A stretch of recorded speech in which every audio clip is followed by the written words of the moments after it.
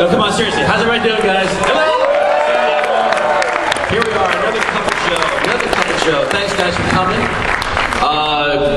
Let me say, again, it's always a pleasure to be here in San Diego. This is, I just found out this is my 20th San Diego in a row.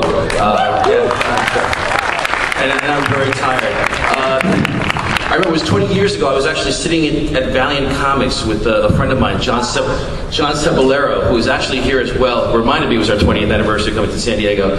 And we were sitting there sort of painting in the office, and the office had cleared out with people. I'm like, where'd everybody go? Oh, they went to this thing called San Diego. We're like, hey, you want to go? Let's go. We just booked the flight, and we were able to book a hotel last minute, which doesn't really happen anymore. Stayed at the U.S. Grand. It was at a small hotel, a little further inland, but it's been a blast. So thanks again for coming. This is Cup of Joe. For those of you who don't know how Cup of Joe is run, it's very, very simple.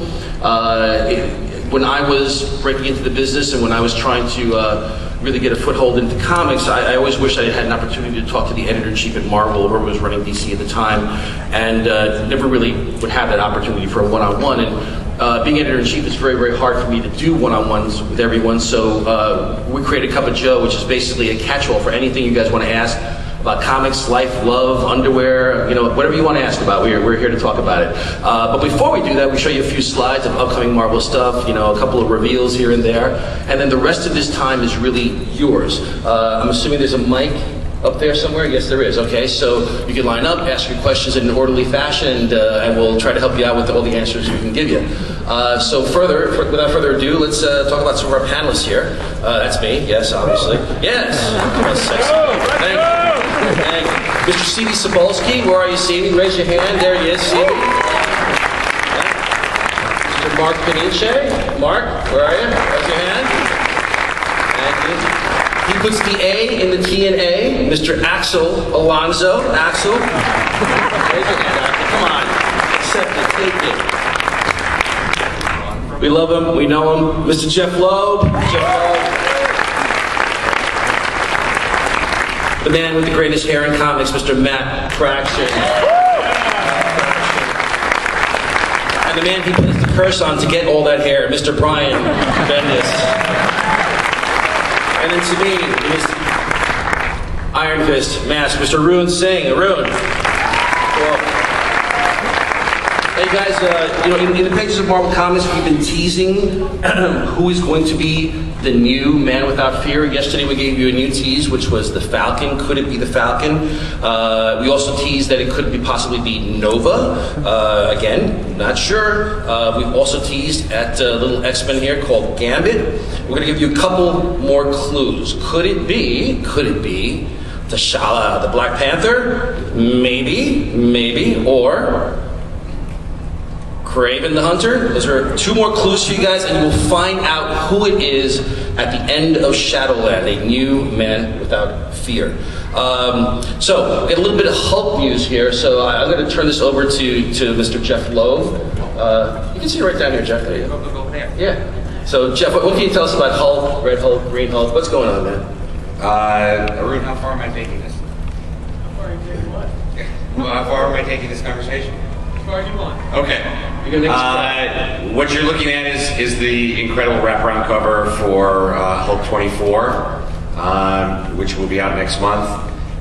Because I have, as some of you know, new responsibilities as the head of Marvel Television, I will EVP of Marvel Television. Thank you so much. They like making fun of the fact that I actually have a title now, because it was better when it was just Jeff Loeb. Jerk. No, it's still that. Just EVP, Jeff Loeb. Jerk. Matt Fraction's being funny and his thing isn't on. Anyway, this will be the final issue that Jeff Loeb and Ed McGuinness will be doing on the Hulk. Since he has the title, he only refers to himself in the third person. I just did that, didn't I? Thank you so much. We will be wrapping up, as we refer to it, as the Red Hulk saga. It has a definite ending, as you can probably see from what's going on, and from my t-shirt. Ed and I will be moving on, but beforehand, I think, Mark, we're going to make a small announcement. We can talk about who's taking over the title? Yeah, I think we're Yeah, going to do that.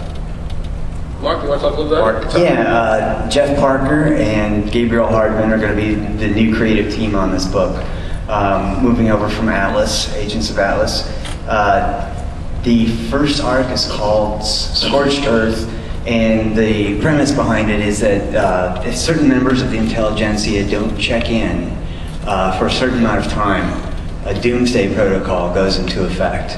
So the Red Hulk, being one of the guys that sort of helped put the intelligentsia together and in power, is on a redemptive arc now to try to stop these biological and technological events from happening. He's going to end up teaming up with a lot of big name characters. We got Thor, Iron Man, Submariner. And it's going to be a lot of smashing and a lot of teaming up, but it's going to be a great ride. It's 25 through issue 30. And what you're looking at right now are some of Gabriel Hardman's sketches and absolutely beautiful stuff. But now, Jeff, you do have an announcement. You aren't just stopping writing comics. No, I do want to say that Mark and I and Greg Pak did spend a lot of time talking about who was going to go on, and it really felt like the person who earned the place up on the table was Jeff Parker. You guys happy Jeff Parker's going on the book?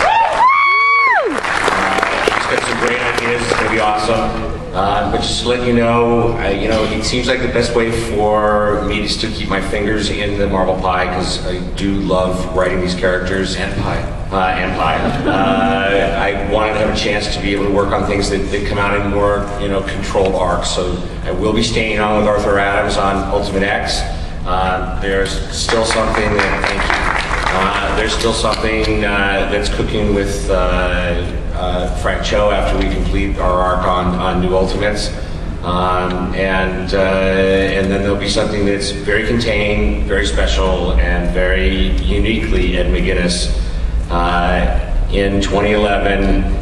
I think that's all we're going to show. Are we giving it a title? Give it a name, give it a name. Okay, it's called, as you can tell from our guys, Avengers 3. So it'll be Cap, Thor, and Iron Man, and all I can tell you is it doesn't just take place in the present. And I'm working very closely with Mr. Bendis and Mr. Fraction and Mr. Brubaker to make sure that it all lines up in the places that it's going to. And as you can see, there's a big, giant, terrifying creature behind them that we'll be seeing a lot of in 2011. Cool. And how many of you guys are fans of Ender's Games, or Skarsgård's Ender Game? All right, cool. Yeah. Well, Orson is finally going to tell the prequel to Ender's Game, which is the Formic Wars. He's actually co-writing this story. So if you're a fan of Ender's Game and you've always wanted to know how we got there to that original novel, Orson's going to be writing those stories, so check it out. Also, we got a little surprise for you here. I don't know if this might ring a bell. It look like anything to you guys? Oh, I don't know. What can you say about this, Arun? We got a little Tron action here, serializing. Is this working? Okay, it's we are serializing a Disney graphic novel called Tron: The Betrayal. That graphic novel has a cover by Jock, but our two-issue serialization will have covers by Salvador LaRocca, Matt's excellent partner on the Eisner Award-winning Invincible Iron Man. And it's gonna come out in October. And it's a beautiful cover, and it's really gonna give you some backstory to the upcoming Disney blockbuster Tron Legacy. Yep. Now, you guys will start seeing, I think, as the months roll on, as the years roll on, a little mix and match with us and our pals at Disney. We've been having a great relationship so far with them, and it's only going to get better, and Marvel's only going to get bigger. So I'm going to show you a little teaser here. I'm not going to say anything about it. Just show you the teaser, and we have to move on. Okay, so go ahead, go for it. Let's hope this works. So far? What? It's like red and yellow. It's a metaphor. There's no sound with that. Oh well. Okay, so we say no more. There you go. You guys can figure that one out yourself. So, also, we have special Cup of Joe mugs here. We have 5 of them. These will be given out. We'll let the dais decide who has a good enough question that deserves getting a mug. So that's really all we've got to show you guys. So now the rest of this time is up to you. So if you got any questions, run up to the mic. I see the beekeepers are getting up. Come on, guys.